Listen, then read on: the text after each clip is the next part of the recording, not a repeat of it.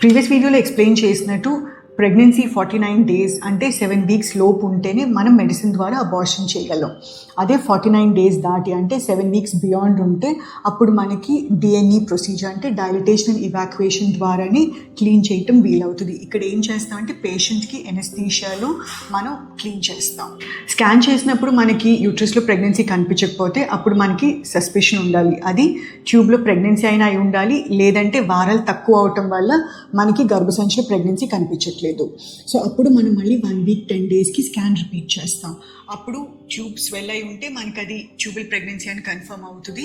లేదంటే గర్భసంచిలో మనకి gestational sack అంటే బేబీ శాక్ కనిపిస్తే అది ఇంట్రాయూట్రైన్ ప్రెగ్నెన్సీ అని కన్ఫర్మ్ అవుతుంది. ఇప్పుడు ట్యూబల్ ఎక్టోపిక్ ప్రెగ్నెన్సీకి వచ్చేసరికి మనం స్కాన్ చేసినప్పుడు శాక్ సైజ్ బట్టి మరియు బీటా హెచ్సిజీ లెవెల్ అంటే ప్రెగ్నెన్సీ హార్మోన్ వాల్యూ బట్టి మనకి ట్రీట్మెంట్ డిసైడ్ అవుతుంది.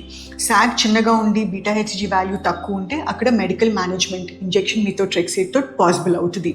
అదే శాక్ సైజ్ పెద్దగా ఉన్న బీటా హెచ్సిజీ వాల్యూస్ ఎక్కువ ఉన్నా లేదంటే ట్యూబల్ రప్చర్ జరుగున్నా అక్కడ ఇంకా మనకి లాప్రోస్కోపీ ద్వారానే ట్రీట్మెంట్ పాసిబుల్ అవుతుంది.